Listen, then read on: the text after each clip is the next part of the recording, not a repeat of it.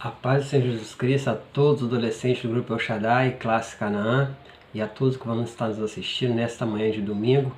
Mais uma lição da Escola Bíblica Dominical. Estamos na lição de número 10, que traz por título Esté, uma rainha obediente. A nossa lição está na revista Viver Mais Adolescente, Heróis do Antigo Testamento, e na manhã deste domingo vamos estar falando sobre Esté, uma rainha que se tornou uma heroína para os judeus, porque através desta mulher, chamada Esté, o Senhor trouxe livramento a milhares de judeus que habitavam nas 127 províncias do Império Assírio, nas 127 cidades que pertenciam ao grande Império Assírio. Essa mulher trouxe livramento a todos esses judeus que habitavam em todas essas cidades. Através dela, o Senhor trouxe livramento. O título da nossa lição de hoje diz Esté, uma rainha obediente. E o nosso versículo chave diz: porque se de todo te calares neste tempo, socorro e livramento de outra parte virá para os judeus. Esté capítulo 4, versículo 14. O que mostra o livro de Esté? E isso é interessante para nós aprendermos um pouco mais, né? Apesar de não estar dentro da introdução da nossa lição, mas está dentro do contexto dessa história. O livro de Esté mostra que Deus é soberano em providenciar livramento para o seu povo em qualquer circunstância. Ou seja, Deus ele é soberano em providenciar um meio de livrar o seu povo em qualquer circunstância. Dentro do contexto histórico, o livro de Esté ele está dentro do período de tempo em que a Síria se tornou um império mundial após derrotar os babilônicos. E lá no império da Síria, no império assírio, e até mesmo em algumas cidades da Babilônia, após a Síria conquistar, morava e habitavam muitos judeus ainda nessas cidades, nessas províncias que agora pertenciam ao Império Assírio. E dentre os judeus que habitavam nessas cidades que pertenciam ao Império Assírio, existia um judeu chamado Mardoqueu, e a sua família e a sua prima, que se chamava Esté. Esté era prima de Mardoqueu, ela era órfã porque ela perdeu os seus pais, e o seu primo Mardoqueu, por certo, era bem mais velho do que ela, ele a criava como filha. A história nossa vai começar contando que o rei da Pérsia, que era o império que dominava os persas, o rei da Pérsia, chamado Assuero, ele deu uma festa, um banquete, e nós vemos na história desse império, o Império Medo e Persa. Esse império ele derrotou os babilônicos e assumiu o controle de todo o mundo habitado naquela época. E esse rei Assuero, ele foi dar uma festa, na sua época de governador, de imperador. Ele deu uma festa, e a Bíblia vai dizer que essa festa durou 180 dias, ou cerca, 6 meses de festa. Por certo, ele estava comemorando alguma vitória, algum evento grande que tinha acontecido, e durante essa festa existia muitos convidados, príncipes de vários povos que foram pelo Império Medo-Persa subjugado, que vinham prestar homenagem e pagar tributo ao rei chamado Assuero, que é o rei da nossa lição de hoje. E esses reis e essas autoridades vinham, por certeza, prestar tributo e pagar e prestar homenagem ao rei Assuero, e essa festa durou 180 dias. E depois de 180 dias de festa, o rei Assuero ele resolve prorrogar mais 7 dias de festas, mais uma semana ainda de festa. E durante esse período de festa, o que os reis faziam? Eles exibiam as suas riquezas, as suas joias, como forma de mostrar o seu poder, a sua autoridade e a posição social em que ele se encontrava acima dos demais. Então essas festas eram longas, duravam muito tempo, e era uma exibição de poder, autoridade e riqueza. O rei Assuero ele era casado, e sua esposa se chamava Vasti. E nos últimos dias da festa, ele convidou a sua esposa Vasti para que os príncipes pudessem conhecê-la. Por certo, a gente entende, talvez os adolescentes ainda não aprenderam isso, mas é bom realçar ou lembrar que o palácio da rainha não era o mesmo que o palácio do rei, né? Cada um tinha o seu próprio palácio, né? Eles se encontravam no palácio da rainha ou no palácio do rei, mas normalmente eles não ficavam juntos. Então, nesse caso aí, a Vasti estava no palácio dela e ela recebeu uma ordem que ela deveria comparecer vestida como rainha e com a coroa real diante do rei Assuero. E ele queria exibi-la aos demais príncipes e aos convidados da festa. E o que Vasti faz? Ela se recusa. Ela fala para os que vieram trazer a ordem que ela não iria se apresentar diante do rei. E quando ela se recusa a se apresentar diante do rei, o rei fica irado, fica furioso com a recusa e ele fica envergonhado, né? Diante dos príncipes, diante das outras autoridades, ele fica envergonhado, que ele manda uma ordem porque sua esposa se apresentasse e ela se recusa a apresentar. E isso para ele foi uma vergonha, uma humilhação. Um rei que não tinha um controle sobre a sua esposa não obedecia às ordens que ele mandava. E o ato da desobediência de Vasti, né, trouxe uma consequência para ela e também para o império, porque quando Vasti desobedece a cumprir a ordem do rei, o rei fica furioso e ele vai consultar os sábios, né? E os sábios dão a ordem para ele, né? Dão um conselho para ele para que ele destituísse a posição de Vasti como rainha e escolhesse outra mulher para assumir a posição dela. Porque se a mulher do rei não obedecia o rei, imagine as mulheres dos demais homens daquele império, daquela corte. Então o rei, ouvindo o conselho desses sábios, ele atenta ao conselho desses homens e ele destitui a Vasti como rainha. Então o rei não tinha mais uma rainha. Então a partir daquele momento ele deu uma ordem para que se buscasse em todo o império, em todas as províncias do reino, que eram 127 províncias, as moças mais bonitas e deveriam ser virgens para se apresentar na fortaleza de Suzã, onde ficava o palácio do rei ou o palácio de Assuero. E essas moças deveriam ser apresentadas ao rei, só que antes disso acontecer, essas moças não deveriam passar por um tratamento de beleza, um tratamento especial antes de se apresentar ao rei.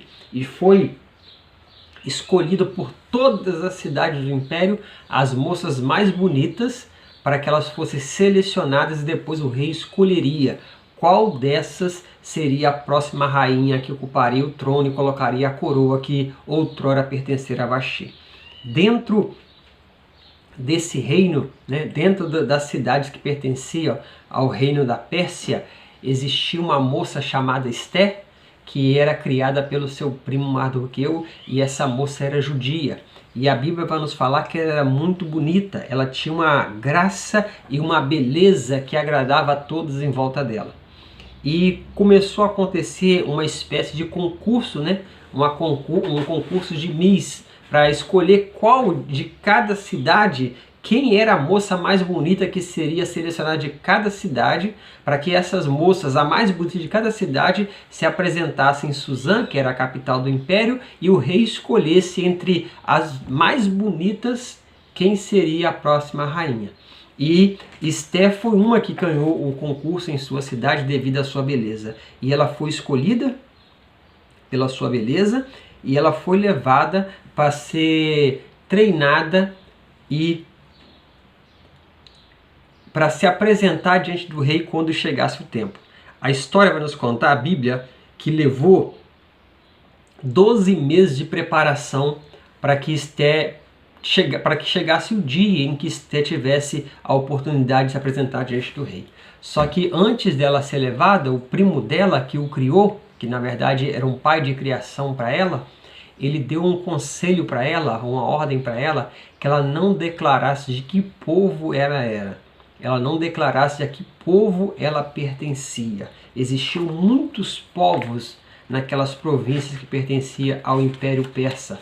Só que o seu primo Mardoqueu disse a ela que ela não declarasse qual era o povo dela, qual a nacionalidade dela. E assim ela fez. Chegado o dia de Esté se apresentar, depois de ela ter passado aquele tratamento de beleza, aquele tratamento especial, a Bíblia fala que quando ela entrou na presença do rei, o rei a amou mais do que todas as mulheres. Além dela ser bonita, ela tinha uma formosura, uma graça especial, e isso fez com que o rei a escolhesse. E a Bíblia vai nos contar em Esté capítulo 2, versículo 8, que o rei a amou mais do que todas, e achou graça perante ela, e pôs a coroa real na sua cabeça, e a fez rainha no lugar de Vasti. Então, essa jovem órfã, criada pelo primo, uma judia, foi escolhida para ser rainha e ser esposa do rei Assuero, que era o imperador que dominava o mundo conhecido, era o imperador do império chamado Império Persa, né? E esse rei, ele acha graça diante dessa jovem Esté, e Esté se casa com o rei e ela se torna a rainha do império. E essa união, né, a gente quando medita, é porque o nosso tempo é um tanto curto para entrar em detalhes, mas quando a gente medita um pouco mais, a gente vê o propósito de Deus e a mão de Deus agindo, porque nós vemos que o propósito do livro, o objetivo da lição, é mostrar a soberania de Deus em providenciar livramento para o seu povo. E quem imaginar que a destituição de Vasti e a escolha de Esté, uma órfã judia, como a rainha do império, fosse a providência de Deus para livrar o seu povo do que ia acontecer depois. O mais interessante, e eu gosto de falar disso, né? E eu até anotei aqui na nossa lição, que Deus não improvisa nada, Ele planeja.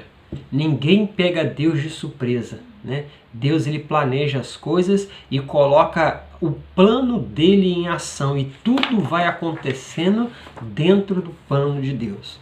Esté ganhou o concurso na sua cidade, era a mais bela da sua cidade, foi separada, e quando ela chegou diante do rei, o rei a amou, achou graça aos olhos dela e a elegeu, né, a escolheu para ser a rainha do império, para ser a sua esposa. E assim ela recebe a coroa, recebe um palácio e se torna a rainha do Império Persa. Tudo isso é as mãos de Deus. As mãos de Deus estavam agindo em tudo isso. Mesmo sem o seu primo Mardoqueu saber, mesmo sem Esté saber, Deus estava usando essa jovem, o casamento dessa jovem, para um plano maior que viria a seguir. A história ainda vai nos contar, nós estamos resumindo a lição, que existia na corte do rei Assuero, na corte de Suzã, que era a capital do império, um homem chamado Amã, que ele era o primeiro ministro do rei. Após o rei, era o homem que tinha mais autoridade, um homem que tinha mais posição. E esse homem, ele era amalequita, que tinha sido inimigo do povo de Deus desde a época lá do êxodo, desde a travessia dos filhos de Israel no deserto, desde quando Saul assumiu o reino, que pelejou e guerreou contra os amalequitas. Esse homem chamado Amã, ele era descendente dos amalequitas. E esse homem, ele nutria um ódio muito grande contra Mardoqueu. Nós entendemos quando lemos a história que Mardoqueu, por certo, ele trabalhava para o governo, de certa forma ele trabalhava para o rei. Alguma colocação ele tinha no palácio que ele trabalhava para o rei. E esse homem chamado Amã, que era o primeiro-ministro do rei, ele tinha um ódio por Mardoqueu pelo fato de que, pela posição que ele se encontrava, ele era o primeiro-ministro do rei, as pessoas prestavam reverência a ele, as pessoas se prostravam diante dele quando ele passava pelas ruas ou pelo palácio, em sinal de reverência, em sinal de obediência, as pessoas se dobravam a ele. Já Mardoqueu, pelo fato de ser judeu, Mardoqueu não prestava a ele essa reverência nem essa adoração pelo fato de Mardoqueu ser judeu.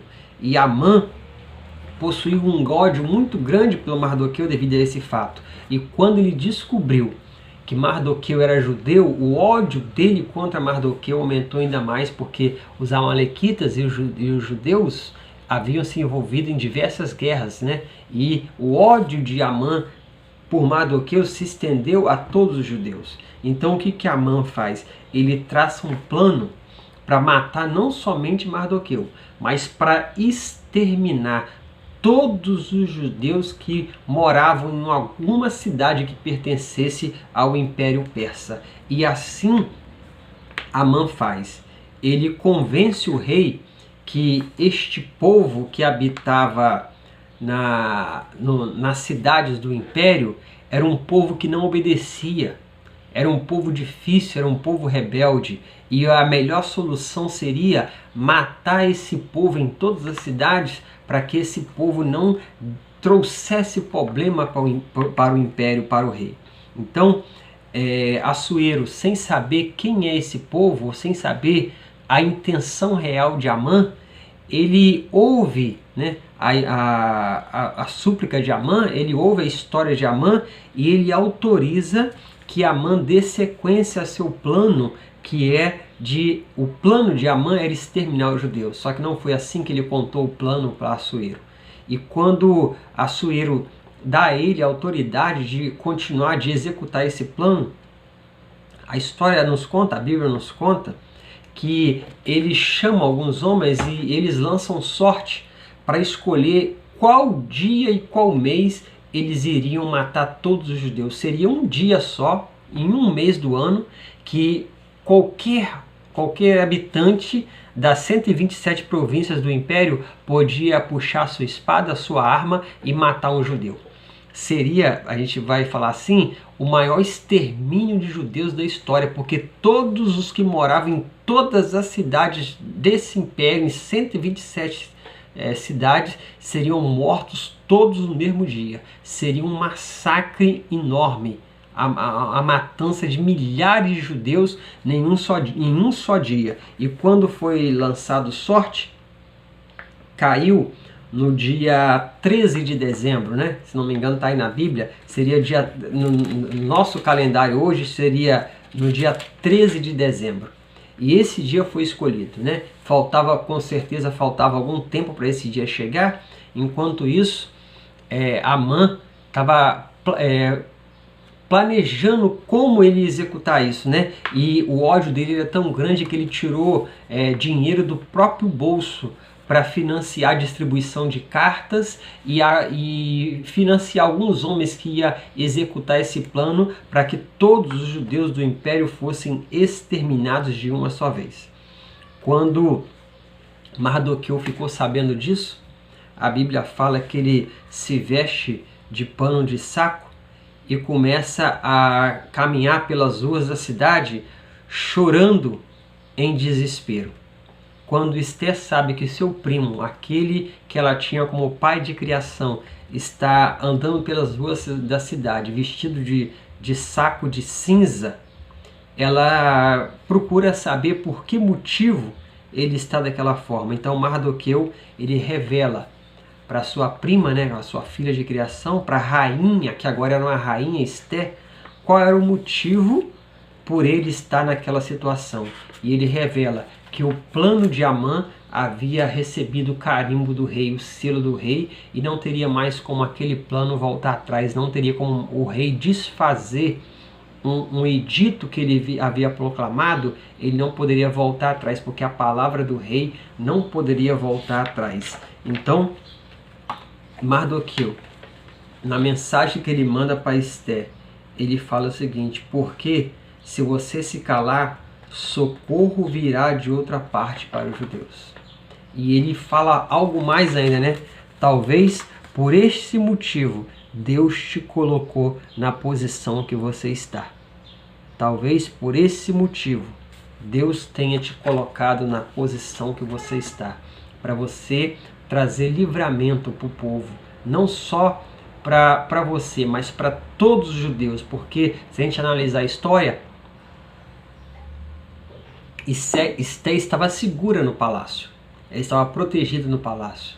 As pessoas não sabiam que ela era judia, o rei não sabia que ela era judia, por certo, Amã também não sabia, a gente vai ver no decorrer da história, Amã também não sabia que ela era judia, então por certo ela estaria segura. Só que quando ela soube que o povo dela, que o primo dela, o pai dela de criação e todos os descendentes dela seriam eliminados em um só dia, o que ela faz?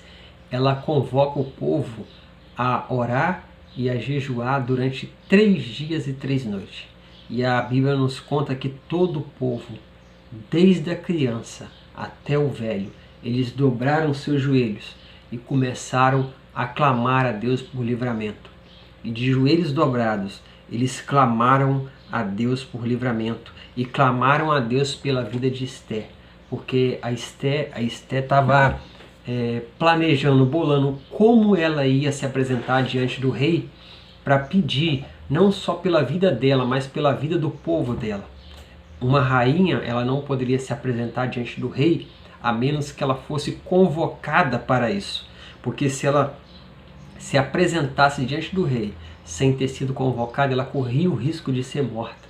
Então, essa oração, esse jejum que o povo fez, pedindo a Deus um meio de livramento, eles também intercederam pela vida de Esther, que ela ia se apresentar diante do rei, para tentar, de certa forma, livrar o povo dela da morte que era eminente, porque tinha dia e mês marcado. Tinha dia e mês marcado para todos os judeus de todas as províncias serem exterminados. E o decreto dizia que além de você poder matar o judeu, você poderia pegar todos os bens que ele possuía, que era roubar todos os despojos, tudo aquilo de riqueza que o judeu tinha, todos os bens que ele possuía. Além de você ter o direito de matá-lo, você ainda poderia pegar os bens que ele possuía. E depois de 3 dias de jejum e oração, Esther vai até o palácio do rei. Ela coloca suas vestes reais, sua veste de rainha, se apronta, se embeleza e ela vai diante do rei. E quando ela chega diante do rei, o rei estende para ela o seu cedro real, concedendo a ela permissão para se aproximar. Eu tenho uma ilustração aqui, eu vou mostrar porque os adolescentes que estão nos assistindo podem ter dificuldade em assimilar. Dá para ver bem, né? Aqui está o rei Assuero e a rainha Esther se apresentando na corte real diante do rei. E ele estende para ela o seu cedro de ouro, dando permissão para ela se aproximar e para ela falar o que ela queria, qual era o desejo dela. E interessante que quando ela se aproxima, o rei Assuero diz para ela assim, pede o que você quiser, que eu vou te dar até a metade do império. E dar metade do império era muita coisa, né? Era muita riqueza, muito ouro, muita cidade e as pessoas que ainda habitavam essa cidade. Só que quando Esther chega diante do rei, o pedido dela é muito simples, né? Eu gostaria que você fosse almoçar na minha casa, eu preparei um banquete para você amanhã. Só que eu quero que vá você e você leve também o seu primeiro-ministro, o Amã. E o rei fica intrigado com aquele pedido. E era um pedido simples, então ele atende ao pedido da rainha, ao pedido de Esther, e Amã, ao ouvir aquele pedido, ele se enche de orgulho. Nossa, eu estou sendo convidado para um banquete junto com a rainha, vai ser só eu, o rei e a rainha. Ele se acha numa condição de orgulho, numa condição de alguém importante, e ele vai para aquele banquete. E eu tenho aqui uma ilustração da rainha Esther, no banquete que ela deu na casa dela. Aqui está o rei Assuero ao lado dela naquele banquete, comendo, bebendo, se alegrando. Só que ela está aqui, comendo, bebendo e se alegrando, só que o coração dela ainda estava em oração pelo povo dele, pelo aquilo que ela ia pedir ao rei, né? E o povo lá fora, os judeus lá fora, já tinham terminado os 3 dias de jejum, mas estavam todos com semblante, vou dar assim, com semblante fechado, duro, concentrado, porque a morte para eles tinha dia marcado. E aqui está Amã, que era o primeiro-ministro do rei, sentado à mesa do palácio da rainha, comendo, bebendo, se alegrando e se achando importante por ter sido convidado para um banquete junto com a rainha. Quando Amã sai daquele banquete e vai para casa, né? Ele sai daquele banquete e vai para casa, o rei vai para o seu próprio palácio e Esté continua no palácio dela. E antes que o rei saia e Amã saia, o rei vira para ela e fala: qual é o seu pedido? Aí ela fala: ó, o pedido eu vou revelar só amanhã, se você vier novamente almoçar comigo. Venha você e traga o primeiro-ministro Amã. Amã se sente mais uma vez importante, se enche de orgulho e o rei volta para sua casa. Amã, com tanto ódio que ele tinha de Mardoqueu e de todos os judeus, já tinha um dia marcado para poder exterminar todos os judeus, só que o ódio dele era tanto que na casa em que ele morava, no quintal da casa dele, ele mandou construir uma forca de 25 metros de altura para enforcar Mardoqueu, de forma que quando Mardoqueu fosse colocado na forca e ficasse pendurado e morresse com a corda pendurada no pescoço, todos os habitantes em volta da casa de Amã visse Mardoqueu pendurado na forca no quintal de Amã. Esse tinha sido o plano dele. E quando ele sai desse primeiro dia de banquete, ele chega em casa todo orgulhoso e vê a forca sendo construída. Já o rei, quando chega em casa após o primeiro banquete, vai deitar para dormir, ele perde o sono. Talvez ele tenha pensado: o que será que Esté está querendo? Ela não revelou hoje, marcou para amanhã, e ele deitou para dormir, só que ele não conseguiu dormir pensando em qual seria o pedido da rainha. E quando ele não consegue dormir pensando, ele começa a sofrer de insônia, não consegue dormir. Ele chama um dos seus criados e fala assim: olha, traz lá o livro das crônicas, ou seja, o livro que conta o registro de tudo o que acontece no reino. Esse é o livro das crônicas, conta o registro de tudo o que acontece no reino em relação ao rei. E o criado traz o livro, ele pede que alguém leia o livro para ele. Então alguém abre o livro lá das crônicas e começa a ler o livro das crônicas. E lá nesse livro estava relatado que alguns anos atrás, 2 homens estavam conspirando para matar o rei Assuero. E eles reuniram escondido para conspirar, para fazer um atentado contra o rei e matar o rei. E quem ouve esses 2 homens combinando foi Mardoqueu. E quando Mardoqueu ouve essa história, ele relata para os oficiais do rei.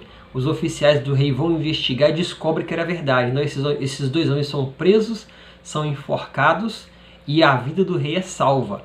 Quando o rei ouve essa história que estava sendo lida no livro das crônicas, o rei pergunta assim: ei, o que fizeram com o homem que descobriu a conspiração contra a minha vida? Qual é o nome desse homem? Aí estava registrado lá: o nome desse homem é Mardoqueu e ele é judeu.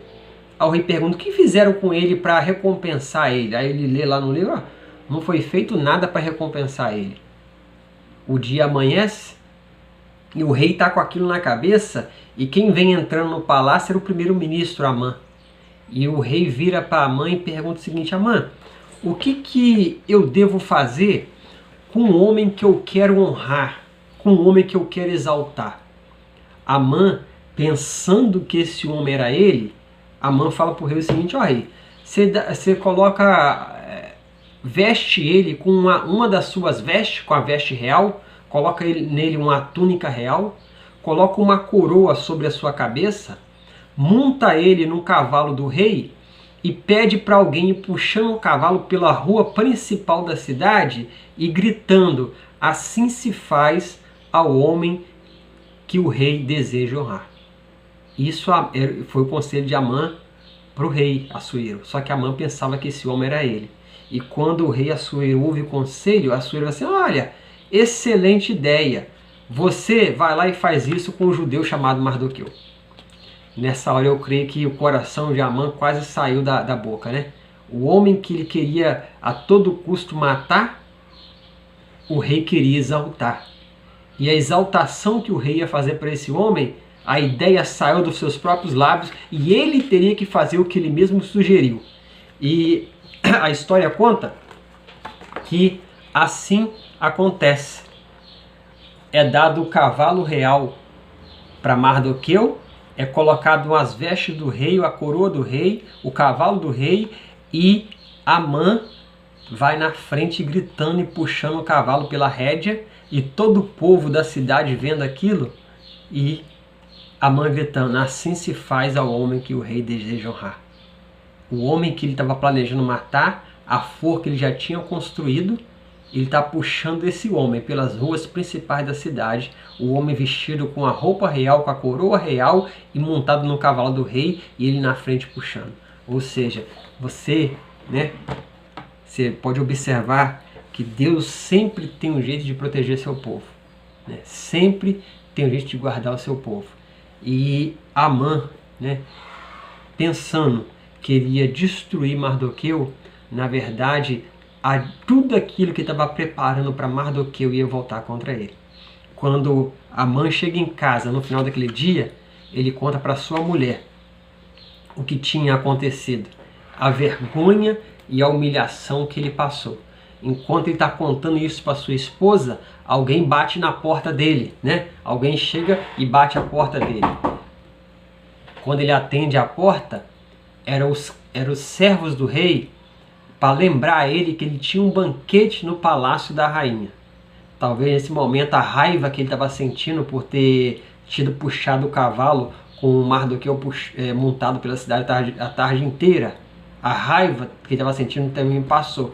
Ele lembrou que ele era um convidado especial no palácio da rainha Esté. E era só ele o rei. Então ele se enche de orgulho, se apronta, se ajeita e vai para esse banquete juntamente com o rei e com a rainha. Quando chega no banquete, eles estão se alimentando, comendo, bebendo, e o rei Assuero está intrigado. Qual é o pedido da rainha? Ele está comendo, bebendo, mas ele está ali intrigado, querendo saber o que a rainha ia pedir para ele. Qual era o pedido da rainha? Isso que intrigava ele, durante aquele banquete, durante aquela comida, aquela bebida, isso intrigava ele. Enquanto isso, Amã, lá no outro canto da mesa, está se sentindo orgulhoso, exaltado por estar almoçando e comendo com a rainha, um banquete especial. A Bíblia fala que é um banquete especial que a rainha preparou para eles. E enquanto ele comia ali, se sentindo exaltado ali, ele estava lembrando a humilhação que ele passou durante o dia, tendo que puxar um cavalo com Mardoqueu montado em cima. O plano dele de exterminar todos os judeus ainda estava em andamento. Estava seguindo o curso, já tinha dia marcado, um mês marcado para isso acontecer. E durante aquele banquete, o rei já angustiado, querendo saber qual era o pedido da rainha, o rei vira para a rainha e pergunta: pede o que você quer, até a metade do reino eu te darei. E Esté vira para ele, está no capítulo... Essa parte nós estamos resumindo a história, mas essa parte já está no capítulo... Deixa eu conferir aqui. O banquete de Esté, no capítulo 7. Capítulo 7 do livro de Esté. Então, quando o rei já angustiado, querendo saber qual seria o pedido da rainha, fala para ela: pede o que você quiser. Ela vira para o rei assim, e fala assim: eu quero pedir pela minha vida e pela vida do meu povo, porque eu fui vendida e entregue à morte juntamente com o meu povo. Quando o rei ouve a rainha falar aquilo, que ela foi vendida e entregue à morte, quem é que ia decretar a morte da rainha, que era a esposa do rei, que era imperador da Pérsia, que era o homem que controlava 127 cidades ou províncias? Quem ia atentar contra a vida da mulher do rei? Então, quando o rei ouve aquilo, alguém queria matá-la e tinha vendido, ou seja, tinha pagado assassinos para tirar a vida dela. E quando o rei ouve aquilo, que ela tinha sido vendida juntamente com o povo dela, o rei se ira e pergunta para ela: quem foi que te vendeu? Quem foi que te entregou à morte? E ela, durante aquele banquete, ela aponta para Amã, que está sentado à outra ponta da mesa, o seu primeiro-ministro, Amã. Ele me vendeu e entregou à morte, não só a mim, mas todo o meu povo, porque eu sou uma judia. Quando o rei ouve isso, ele fica enfurecido. e sem saber o que ele vai fazer com Amã, já que Amã é um homem de confiança dele, é o primeiro-ministro dele, e quando Amã traz a ele a ideia, né, ele assina aquela ideia com o seu próprio selo, apesar de estar sendo enganado, ele coloca o seu selo na ideia de Amã. E ele estava mais enfurecido ainda, talvez por causa disso, que ele havia sido enganado, e através do seu selo ele decretou a morte não só de sua rainha, mas também de todo o povo de sua rainha, sendo iludido por Amã. E ele, naquela fúria, o rei se levanta daquele ambiente ali, daquela sala onde era servido o banquete, e sai, né, para o jardim do palácio, talvez para refrescar a cabeça, talvez para pensar o que ele ia fazer, que passo ele ia dar depois de receber a notícia dessa, né? Para não ser corroído pela raiva e tomar alguma atitude precipitada, ele sai daquela sala ali, vai para o palácio, para o jardim. E quando ele volta, Amã está debruçado sobre o local em que a rainha estava sentada, implorando pela sua vida. Só que quando o rei vê aquela cena, ele pensa que Amã está atentando contra a vida da rainha. Então, no mesmo momento, o rei Assuero, ele ordena que os seus soldados prendam Amã. E quando os soldados prendem Amã, eles perguntam: o que faremos com ele, rei? Aí alguém fala assim: tem uma forca que ele construiu na casa dele para matar um judeu chamado Mardoqueu. Aí o rei lembra que Mardoqueu é aquele homem que livrou ele da morte alguns anos atrás. Então o rei fala o seguinte: pegue Amã e enforquem ele na forca que ele preparou para Mardoqueu. Então os soldados do rei Assuero conduzem Amã até a sua própria casa, e na forca que ele havia preparado para enforcar Mardoqueu, ele é enforcado. Ele fica pendurado naquela forca ali, e todos aquela redondeza, todos os seus vizinhos vê ele morrer enforcado, pendurado naquela forca que ele havia preparado para enforcar Amã. E a história continua dizendo que, apesar da Esté ter revelado para o rei o plano de Amã, e Amã ter sido enforcado, morto naquele mesmo dia, o plano para matar os judeus continuava, porque o decreto do rei ainda estava valendo. E o que ele poderia fazer, né? Mardoqueu, ele é convocado para saber como eles poderiam reverter o êxito do rei. Então, um novo decreto é assinado pelo rei, redigido por Mardoqueu e assinado pelo rei, que os judeus, quando chegasse o dia, né, que eles seriam atacados e mortos, os judeus poderiam preparar armas para se defender, para defender a sua própria vida contra aqueles que tentariam matá-los. Ou seja, no dia 13 de dezembro, que seria, hoje seria 13 de dezembro, que seria o dia 13 do 12º mês, quando o decreto que Amã preparou entrasse em vigor, esse decreto, esse contra-decreto que Mardoqueu estava preparando e que Assuero estava assinando, dava aos judeus o direito de defender a sua própria vida. Então, o decreto foi assinado, as cartas foram distribuídas, e assim, quando chegou o dia 13 de dezembro, os judeus tiveram o direito de se defender. E eles, se defendendo contra aqueles que queriam destruir e aniquilar suas vidas, eles saíram vitoriosos e mataram muitos dos seus inimigos. Assim, os judeus foram livres do extermínio, né? Capítulo 9 do livro de Esté. Os judeus foram livres do extermínio, e 500 inimigos dos judeus foram mortos só em Suzã, que era a capital do império. E se você ler aí, capítulo 9 de Esté, ele relata que mais 75 mil inimigos dos judeus foram mortos em outras províncias. Só na capital do império foram 500. E nas outras 127 províncias, 75 mil homens que levantaram-se para atacar os judeus morreram naquele dia. Então, Deus deu um grande livramento, usando a rainha Esté, para todos os judeus de todas as províncias. E após isso, no dia Sucedeu que no dia 13 eles repousaram após se defender.